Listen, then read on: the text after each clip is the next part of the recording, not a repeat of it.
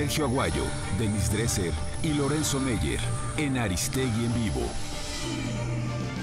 Mesa Política. ¿Cuántos temas tan relevantes, Lorenzo, Denis, Sergio? Gracias a los tres. Sé que no tenemos tanto tiempo como en otras ocasiones y yo quisiera iniciar con este tema que nos muestra Quinto Elemento, aunque sea un comentario breve de su parte, porque tenemos la Ley de Seguridad Interior, tenemos, bueno, en fin, ya ni me detengo a describirlos, pero les propongo rápidamente un comentario de lo que nos muestra este video de este representante de Odebrecht en México que está contando con pelos y señales precisamente el tema Lozoya. ¿Qué te dice, Denis, esto que acabamos de ver? Buenos días y bienvenida. Buenos días, colegas. Tú preguntaste al final del reportaje qué sucederá en México. Mi predicción por el momento es nada, nada y nada. Están saliendo cada vez más esqueletos del closet priista, evidenciando las mentiras que tantos priistas, empezando por el presidente Peña Nieto, han insistido en esconder. Mentiras que trataron de ocultar con el despido de Santiago Nieto, quien se encaminaba hacia una investigación más profunda precisamente en torno a este caso de Odebrecht. Y además hay que poner esta investigación en el contexto de la candidatura de José Antonio Meade, que en esta semana hizo dos declaraciones muy contenciosas y muy reveladoras. Ante la pregunta expresa de si combatiría la corrupción de miembros de esta administración, simplemente cantinfleó e intentó decir que había que transitar algún contexto en el que esta pregunta ya no fuera válida. Y en segundo lugar expresó que con su candidatura México se encaminaba a convertirse en una gran potencia. Ya no hay ambigüedad en estos posicionamientos, en estas declaraciones. El no priista Meade demuestra serlo al enfática y claramente decir que continuará con la omertá, con el pacto de impunidad que abarca el tema de Odebrecht, que en otras latitudes está tumbando presidentes, llevando al encarcelamiento de senadores y diputados, produciendo sendas investigaciones. Un experto en América Latina en una conferencia en la que estuve en Brookings me decía que Odebrecht logró lo que ningún tratado comercial o esfuerzo de integración regional había logrado, que fue integrar a América Latina toda vía la corrupción. Meade no se atreve a pronunciarse en torno a este tema como en tantos, no asume una posición clara y contundente, firme versus su propio partido en el tema de Odebrecht y tantos más. Emilio Lozoya debería ser investigado, pero resulta ser que no tenemos un fiscal general más que uno interino, porque Raúl Cervantes se vio obligado a renunciar por las acusaciones que traía tras de sí de ser fiscal carnal subyugado a las decisiones y a los caprichos del presidente, y dejó ahí pues una indicación de que había terminado la investigación, pero como hemos visto, esto no ha avanzado en ningún sentido. No tenemos fiscal anticorrupción y me parece que estas ausencias institucionales forman parte de una estrategia deliberada del PRI y de su nuevo cleaner, por decirlo así, su nuevo jabón sote, su nuevo limpiador, que es José Antonio Meade. Y esta historia, Carmen, auditorio, ya la vimos con Carlos Salinas cuando prometió que México estaría a un paso de ingresar al primer mundo, así como Meade dice que México ahora sí será una gran potencia. Esta historia la vimos al inicio del sexenio de Peña Nieto con el Pacto por México, donde se nos prometió mover a México. Reformas estructurales van y vienen, nuevos esquemas regulatorios, promesas modernizadoras, y sin embargo vemos que todos esos esfuerzos terminan saboteados por la cuatitud priista, saboteados por ese capitalismo de cuates que lleva a que ingresen fondos del extranjero a campañas presidenciales, como parecería que es el caso de Odebrecht, negado una y otra vez por los priistas. Cada líder priista ha tenido su debilidad histórica que ha terminado por condenar su administración. En el caso de Carlos Salinas fue su hermano, en el caso de Peña Nieto podríamos decir ha sido su esposa, ha sido Gerardo Ruiz Esparza, impune, ha sido Juan Armando Hinojosa, impune, ha sido Emilio Lozoya, impune. Y si Mid intenta posicionarse como el no priista que ahora sí combatirá los peores vicios de su partido, tendría que emular lo que hizo Ernesto Zedillo, que fue distanciarse de entrada del ícono de la impunidad que fue Raúl Salinas de Gortari, que acabó en la cárcel en ese sexenio.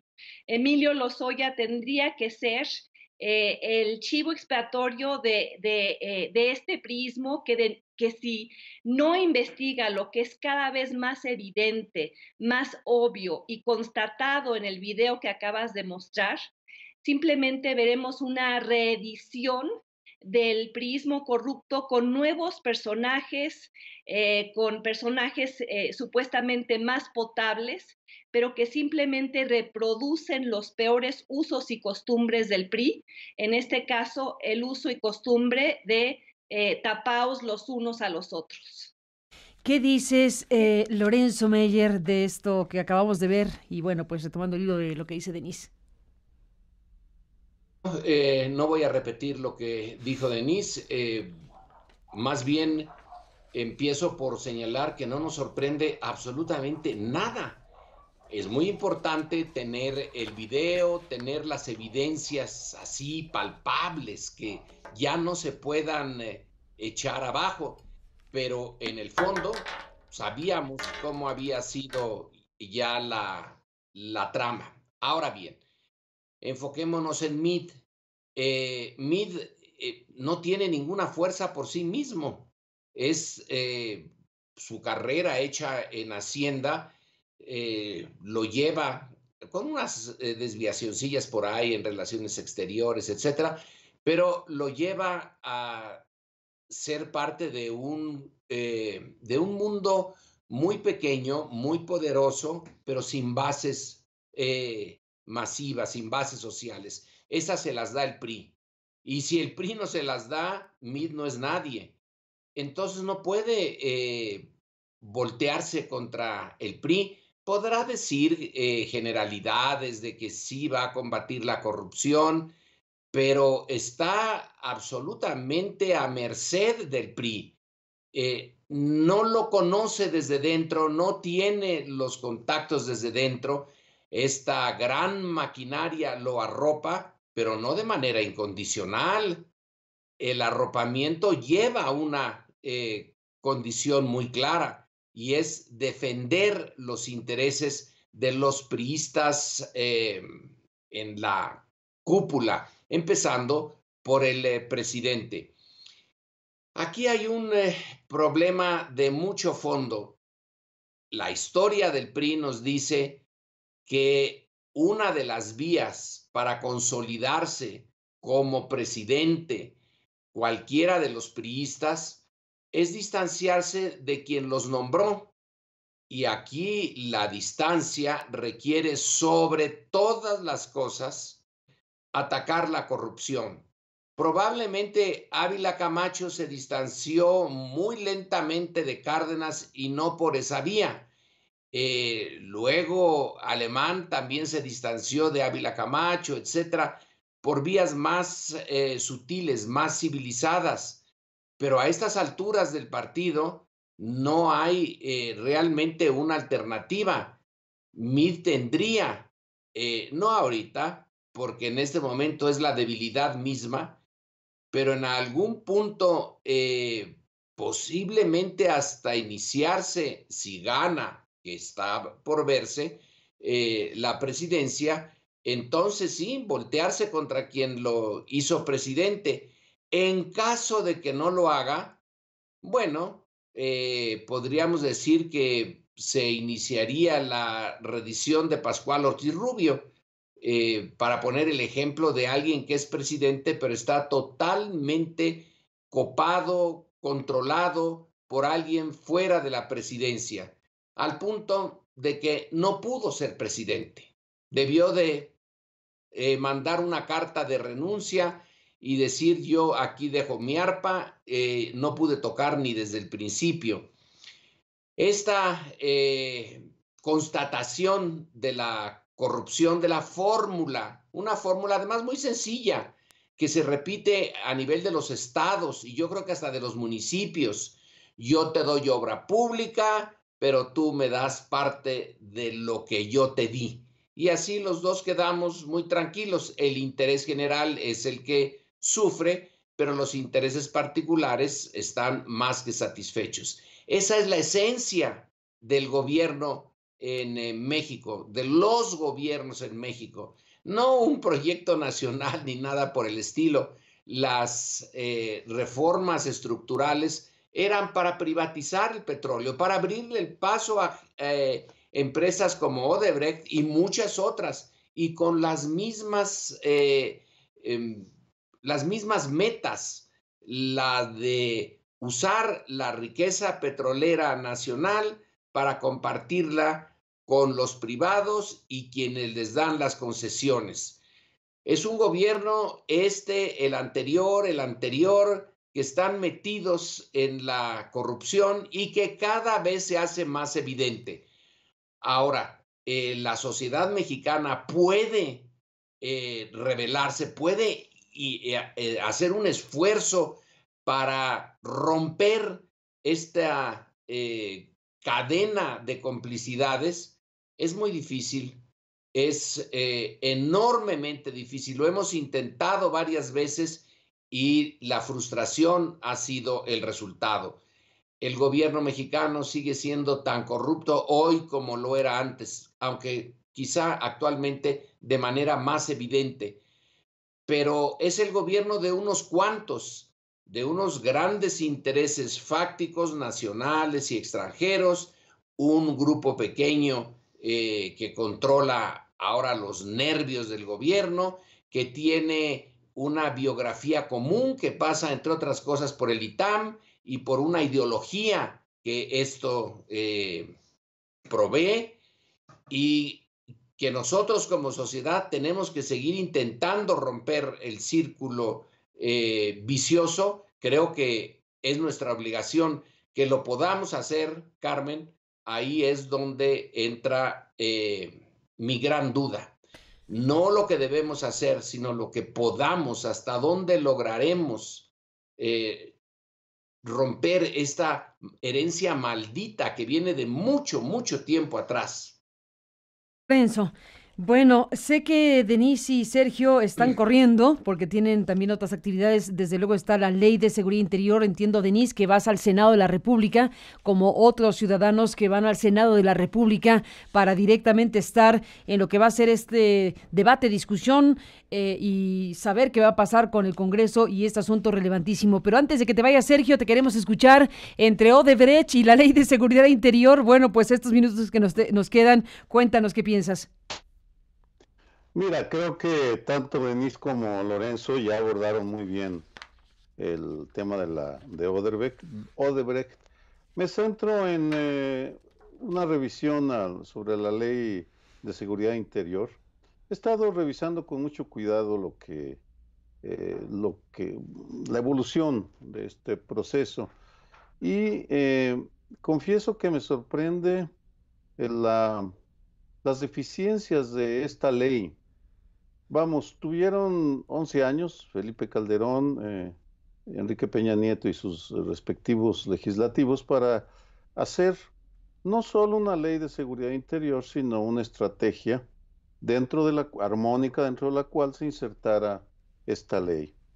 El hecho es que no lo hicieron y pese a que es necesaria, insisto, estoy entre los que creen que es indispensable que se regule la presencia de las Fuerzas Armadas porque no existen otras instituciones capaces de frenar, aun cuando sea de manera incompleta, al crimen organizado. Los necesitamos, en otras palabras.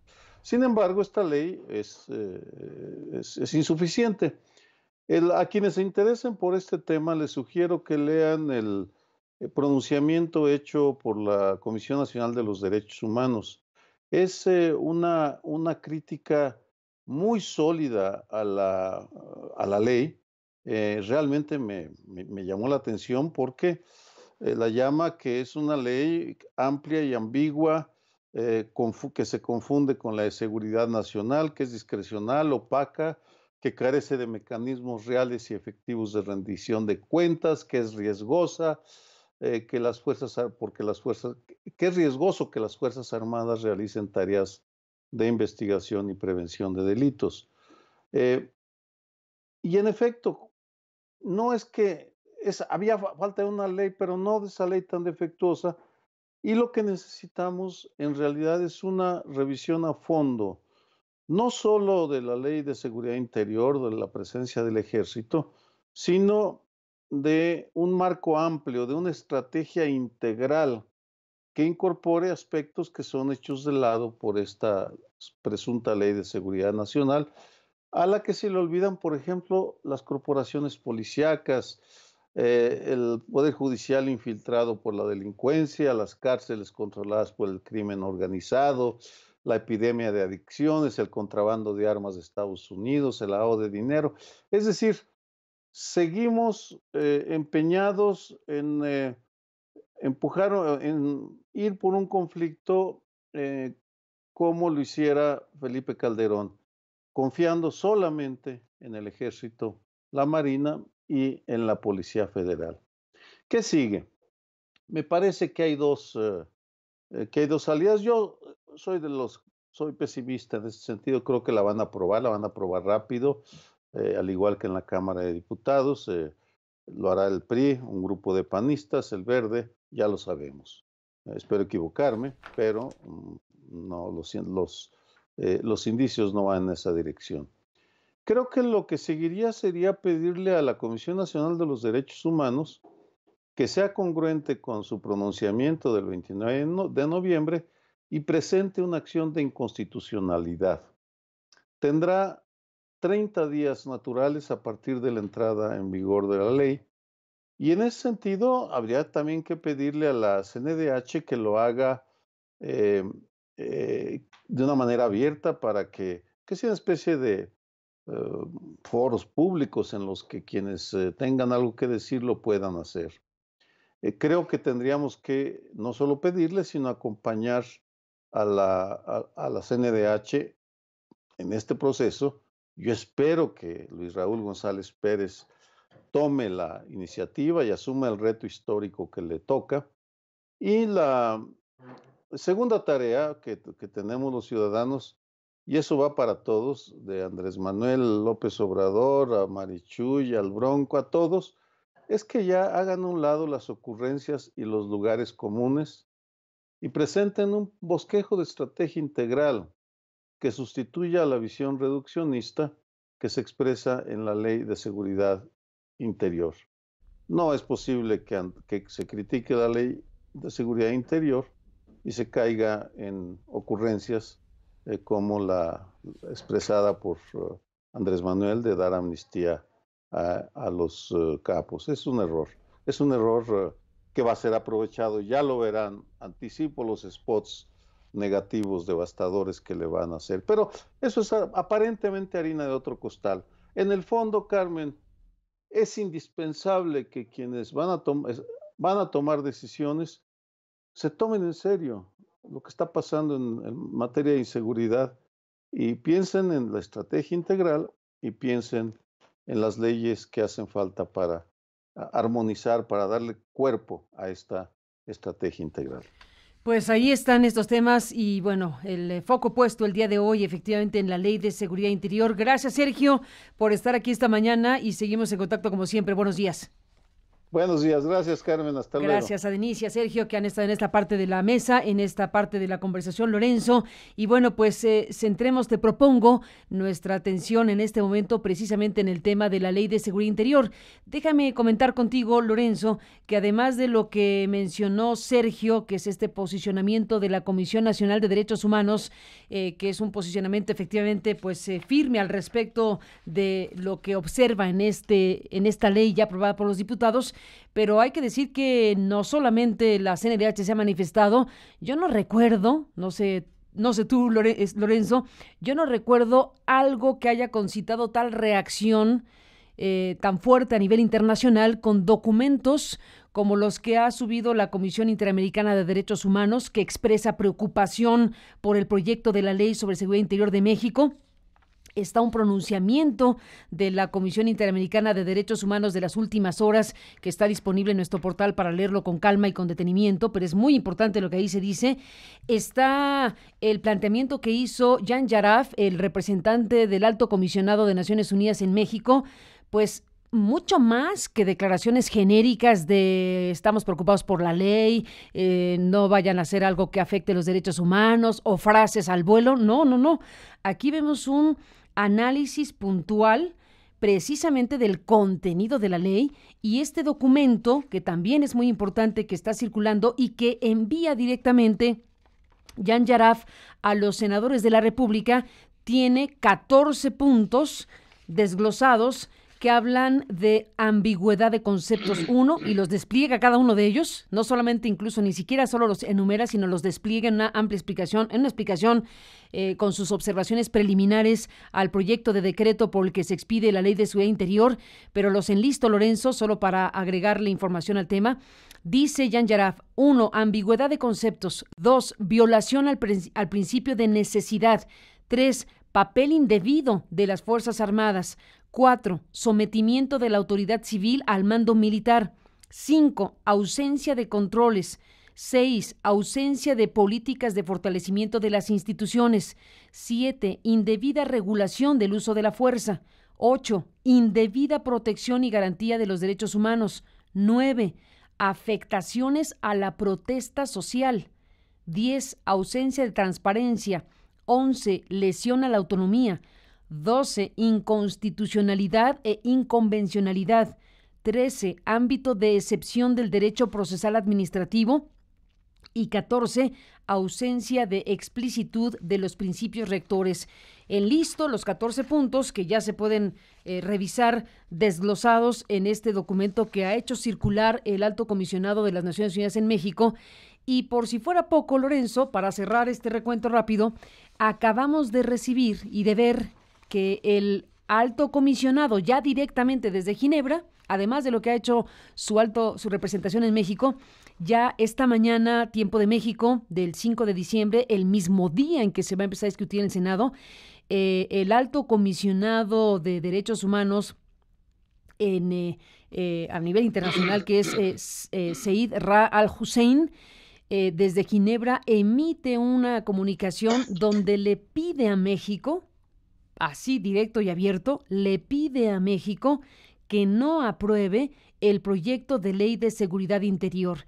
Ahora lo leeré más adelante para no tomar más minutos de este tiempo que queremos escucharte, Lorenzo, pero dejo aquí enlistado el número de elementos que con carácter de urgente han puesto a la luz pública y enviado a los senadores de la República estos personajes y organizaciones del más alto nivel mundial, para decirlo claro. Y estamos ante la pregunta de si los van a escuchar, si van a ser sensibles y a atender estos llamados del más alto nivel especializado para no aprobar esa ley. En esto que ya pues va verdaderamente como un tractor. ¿Qué piensas, Lorenzo? Mira, Carmen, vamos a empezar por eso que acabas de decir, que sean sensibles. Yo diría que si fueran sensibles, no serían senadores.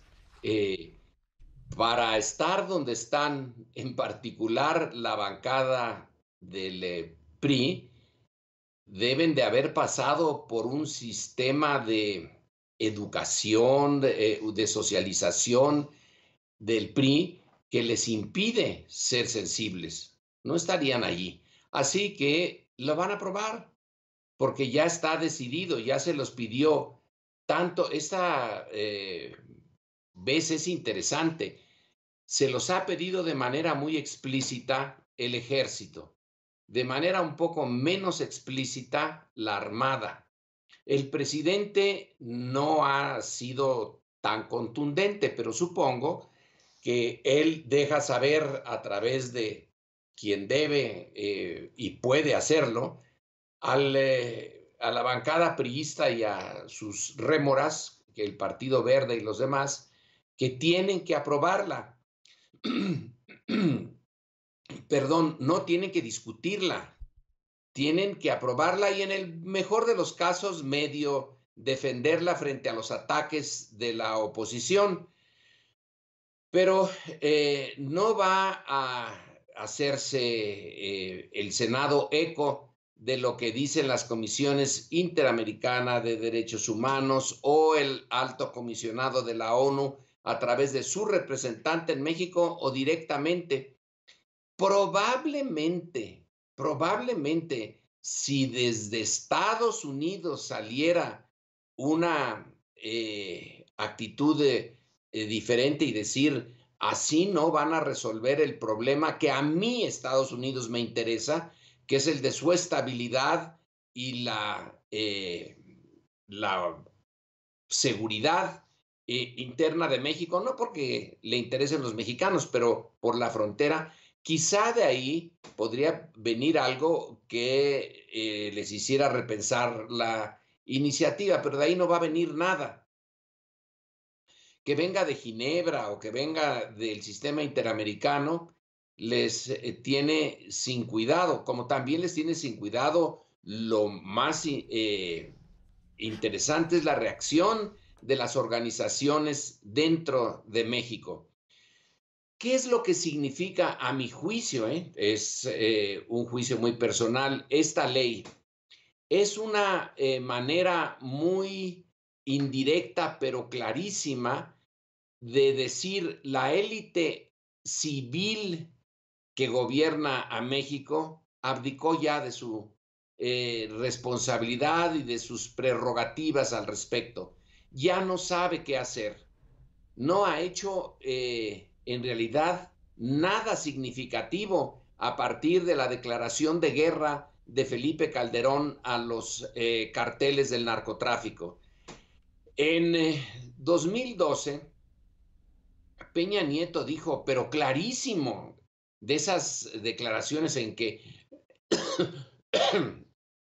se los prometo y se los firmo, que su principal preocupación era restablecer la seguridad en México y que tenía una estrategia, que su estrategia era el lograr un crecimiento económico fuerte. Puso por ahí entre el 5 y el 6% anual del PIB, cosa que no ha sido porque siempre se ha quedado en el 2 punto algo, ni siquiera la mitad de lo que se propuso. Tener una política de creación de empleos. Él dice que ha creado muchos empleos, pero hay bases para decir que esos empleos formales que se han creado ya estaban creados informalmente. Se ha formalizado lo informal. Con una economía creciendo a tan bajas tasas, no puede haber esa creación de empleos significativos que realmente den sustento a una forma de vida que diga, no, yo con el crimen organizado no me meto, esa no es mi destino. Pero los empleos que dominan en México, los informales, sí son una manera de animar a muchos que están entrando al mercado de trabajo a buscar empleo en el narcotráfico y en el crimen organizado. Dijo que harían operaciones muy puntuales, usarían el gasto social para atacar en zonas y en grupos sociales que son vulnerables. Tampoco se hizo. Entonces, la estrategia que se propuso muy endeble, porque era muy general, en 2012, pues no se llevó a cabo. Entonces la ley ahora es una especie de declaración, decir, miren, no pudimos, y de todas las instituciones federales mexicanas, las menos malas son el Ejército y la Armada. Así que vamos a darles a ellos la responsabilidad. Y bueno, esto deja al Ejército en el centro de la política. El Ejército, que hace unos años, pongamos hace 20, 25 años, estaba más o menos en el margen de la política y muy obediente a los mandos civiles, ahora ya no, ahora está en el centro. La guerra contra el narcotráfico le es importante en ese sentido. Los ha puesto en donde no estaban, les ha dado un poder que no tenían y que ahora con esta ley, digamos, se formaliza, se consagra. Y de ahí que el general Cienfuegos haya sido el que ya les puso un ultimátum a los civiles, al Congreso y a los gobernadores. Si quieren que estemos nosotros ahí porque ustedes no pueden, entonces dennos esta ley. No se hagan los tontos, ustedes han fracasado y como fracasados no tienen derecho a obstaculizar este nuevo arreglo en donde nosotros ya podremos intervenir cuando querramos, como querramos, darle cuentas a un presidente que es el único al que le van a dar cuentas. Al Congreso solamente le van a mandar un informe, al presidente le van a dar cuentas, pero es un presidente que ya ha perdido una buena parte de su poder, que tiene en la opinión pública una posición muy débil y que, insisto, no ha logrado lo que se propuso. Los cálculos sobre los homicidios, juntando el sexenio rojo de Felipe Calderón, él es más azul que otra cosa, pero dada la violencia que creo que generó, pues sí, se le puede decir que es un rojo. El sexenio rojo de Felipe Calderón y el de lo que va del sexenio de Peña Nieto, pues ya suman, según algunos cálculos, alrededor de 250,000 homicidios. Es una barbaridad, es una tragedia, es una crisis, y esta ley, bueno, pues vuelvo a repetirlo, es como un acta de rendición de los poderes civiles hacia los militares. Ahora es su turno. Qué fuerte, los militares Lorenzo. no están teniendo una estrategia distinta. No se propone otra cosa más que seguir con el uso de la fuerza así como ha estado hasta ahora. ¿Qué hay de nuevo en esta ley? Nada, solo que se amplía el perímetro legal en que pueden actuar tanto ejército como marina. Y está eso que tú también ya has subrayado, esto de las protestas sociales. Se dice expresamente que no van a entrar en contra de las protestas sociales, salvo que pongan en riesgo esta seguridad Interior. interior. ¿Y quién decide eso? Imagínate. ¿Cómo? Lo que dijo Jean Gerard es cierto. ¿Quién define qué es la seguridad interior? Todos estos conceptos de seguridad interior, interés nacional, seguridad nacional, etcétera, no son muy definibles. Y lo que es la seguridad nacional o interior, o sea, en la práctica es la seguridad de la clase política. Cuando la vean en peligro, pues van a decir, es la nación la que está en peligro. Cuando hubo elecciones no muy claras en 1940, 52, en principios de los 60 en San Luis Potosí, se metió el ejército e impuso la solución que el gobierno quería, y vaya que sí se usó en estos casos para aplacar a una sociedad civil enojada. ¿Puede volver a pasar eso? Yo creo que sí. Lorenzo Meyer, estamos entonces a un tris de que empiece el asunto en el Senado de la República. Todo esto está a la mesa y de manera simultánea surge esta polémica que ya apuntó Sergio Aguayo y dio su opinión sobre la postura de Andrés Manuel López Obrador cuando lanza el tema de la amnistía y el perdón. Y se abren dos polos diametralmente opuestos o dramáticamente opuestos, como plantear amnistía por un lado y una ley de seguridad interior por otro. En el fondo estamos frente a esa discusión y a ese debate. Y hay pues toda una discusión al respecto. Te propongo, que además incluye las declaraciones del Ejército y de la Marina, que como dije más temprano, ahora solo falta, ahora resulta también que el Ejército y la Marina haciendo política, lo que nos faltaba en pocas palabras. Entonces te propongo que recuperemos un fragmento de lo que en estas últimas horas está circulando, que es el tercer adelanto del documental Esto Soy, de Andrés Manuel López Obrador, que se ha presentado en estos días. Y bueno, pues se agrega este elemento de lo que ha realizado Epigmenio Ibarra y Verónica Velasco, hablando en este caso López Obrador de lo que sería su plan de seguridad. Sería, digamos, otro elemento más en donde López Obrador, además de lo que dijo en 2016 en Acapulco, de lo que dijo este fin de semana también en Guerrero y de lo que dice en la pantalla, está planteando acerca del tema. Te propongo, Lorenzo, que escuchemos este fragmento y regresemos contigo en un instante. No se puede enfrentar la violencia con la violencia. Ha sido absurdo lo que han hecho, el querer apagar el fuego con el fuego, el utilizar solo la fuerza bruta, solo medidas coercitivas. Bueno, un fragmento, Lorenzo, de esto que has oído y hemos oído pues muy ampliamente en estas últimas horas. ¿Qué decir al respecto de este planteamiento que hace López Obrador? Incluso la combinación de conceptos, amnistía y perdón, como dos palabras que no son necesariamente lo mismo en términos jurídicos. ¿Qué decir, Lorenzo, de todo esto?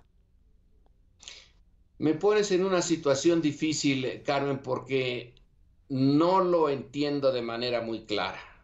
Sé que algunas guerras terminan en esa situación, que esa guerra interna de Colombia, en donde las FARC y el gobierno se enzarzaron en una lucha realmente a muerte durante muchos años, termina así, en que ninguna de las dos partes triunfa y más o menos se acepta que tienen que convivir sin que haya sido destruida una o la otra.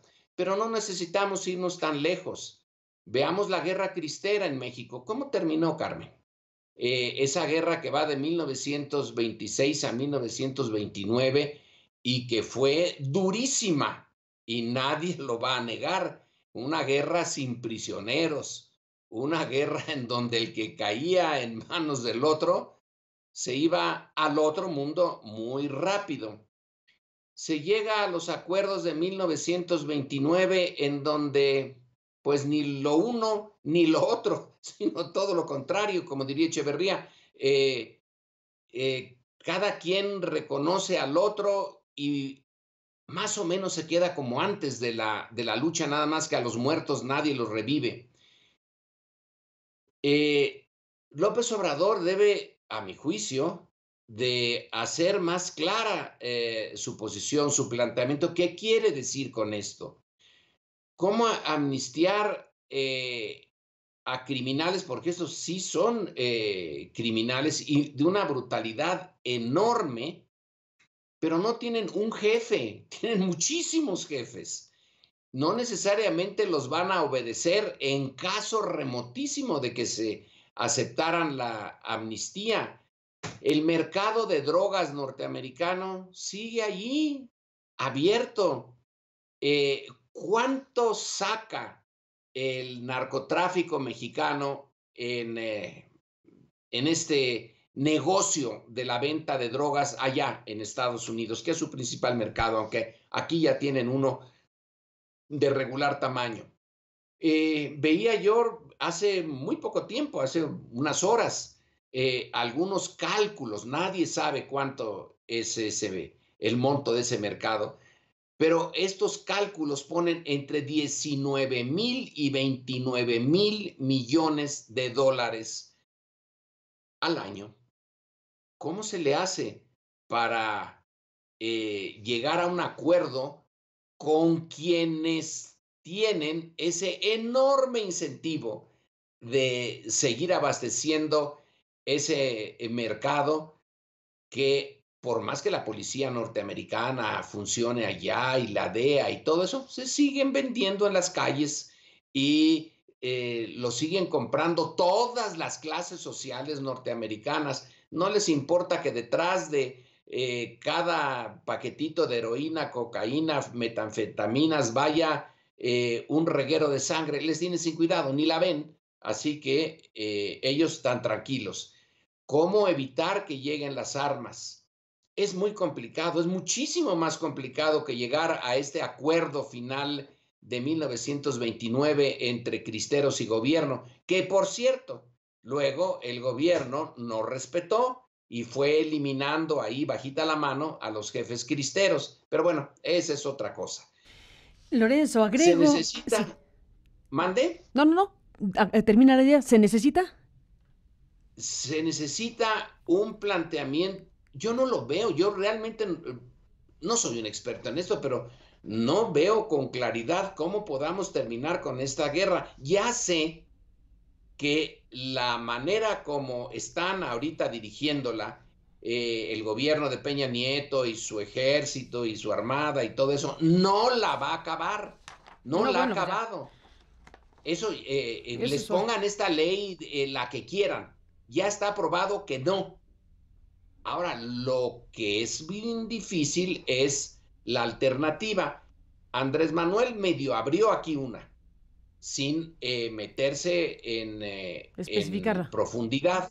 Entonces tiene que trabajarla de una manera más clara, sabiendo además que se le van a echar encima por esto, porque es muy fácil decir, tenemos que seguir por el camino en que vamos, tenemos que seguir deshaciéndonos de los líderes del narcotráfico y de los narcotraficantes chiquitos.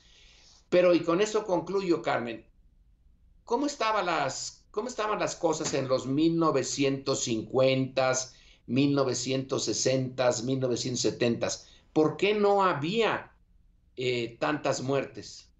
Pues porque había un arreglo entre el gobierno y los capos. ¿Una pax mafiosa? Los capos respondían a presiones del gobierno y trataban de no llamar la atención, no usar la violencia. Entonces sí hubo un tiempo en que, sin que hubiera amnistía ni nada por el estilo, había un acuerdo. No eliminaron al narcotráfico en los 1950, 1960, 1970, incluyendo la famosa Operación Cóndor. Pero no había esta brutalidad, porque el narcotráfico tenía incentivos para no llegar a los extremos que ahora ha llegado. Ahora no tiene incentivos para desactivar esta brutalidad a la que ya se acostumbró.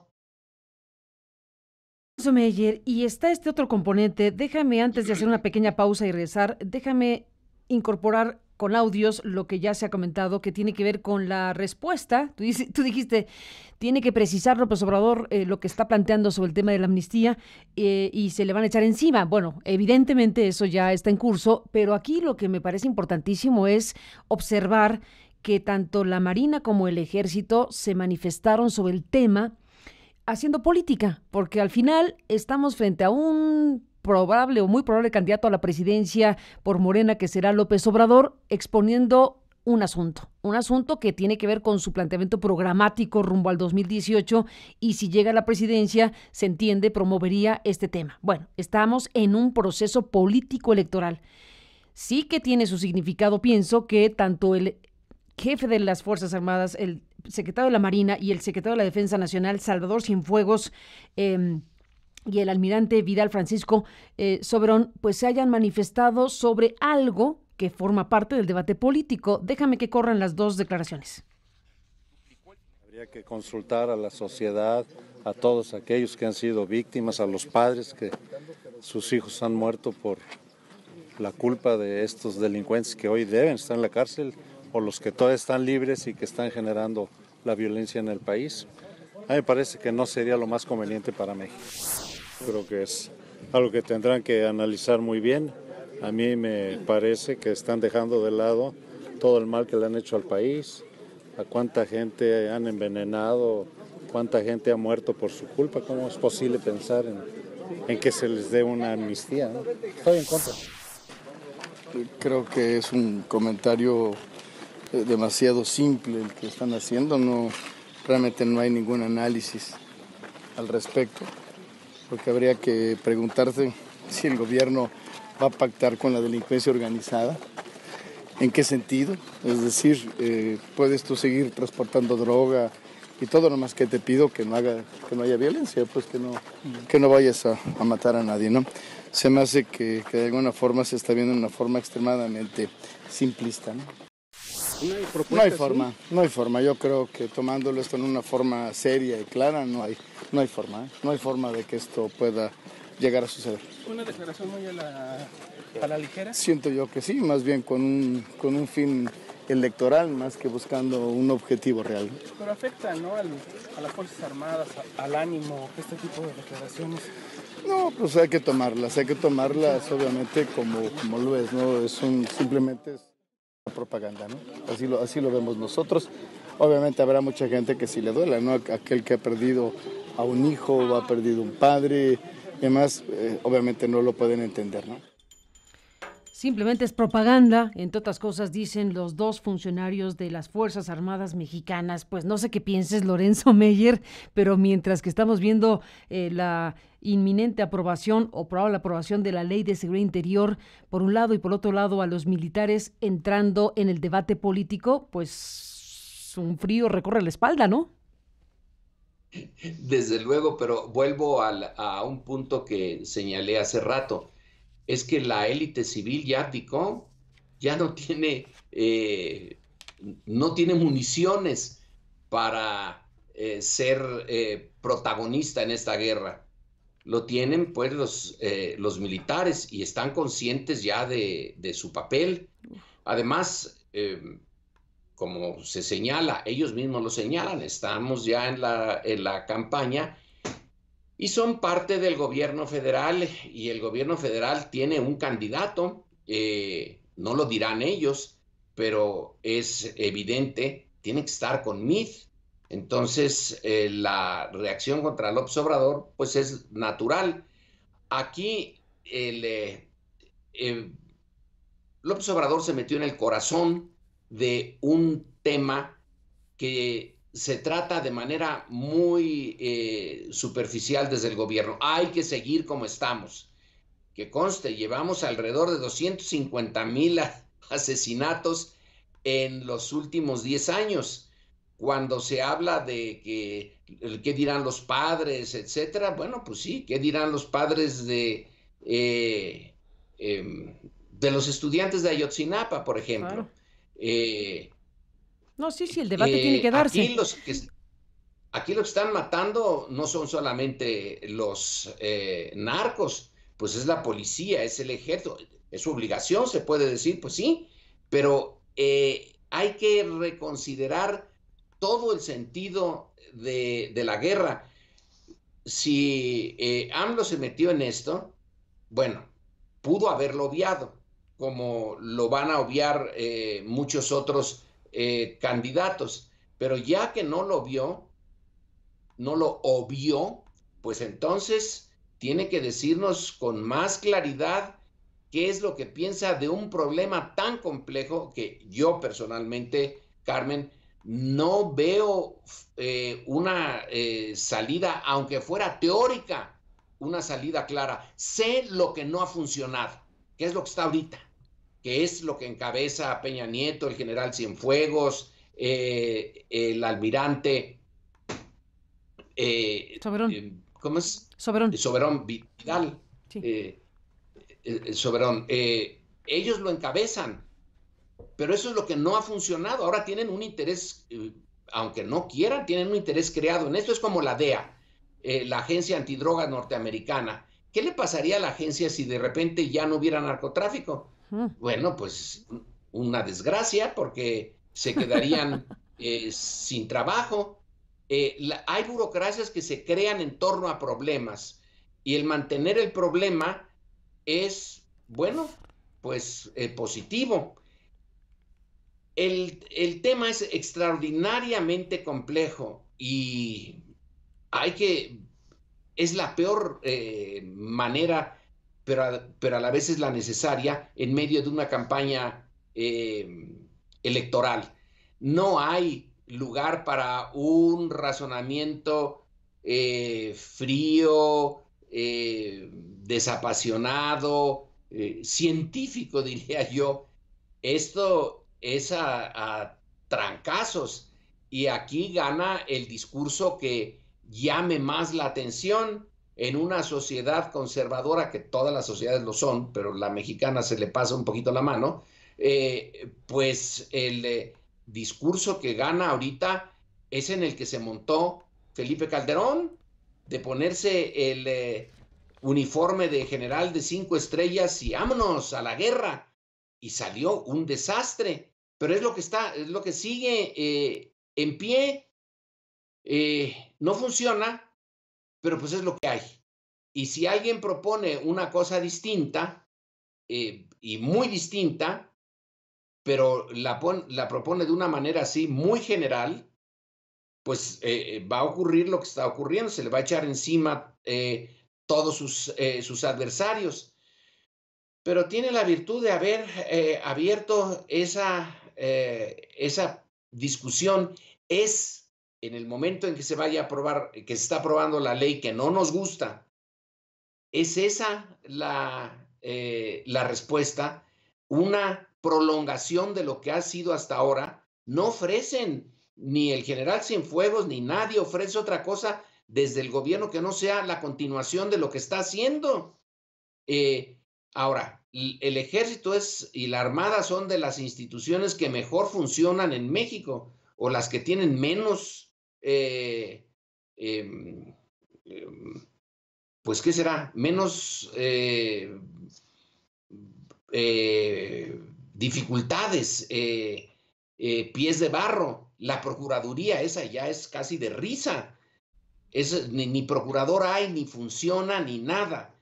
Entonces, estas instituciones son las que están tomando ahorita el mando y la responsabilidad, pero no son las más adecuadas para resolver un problema que no es militar. Es un problema social muy profundo y muy difícil de resolver. No es el mejor momento, y sin embargo estamos obligados a tratarlo e intentar encontrar alguna salida, Carmen. Pues sí, eso es indiscutible, que tiene que encontrarse una salida, la que sea, la que termine resolviéndose en este país, porque lo que no puede pasar más, efectivamente, es hacernos guajes, como dicen los clásicos.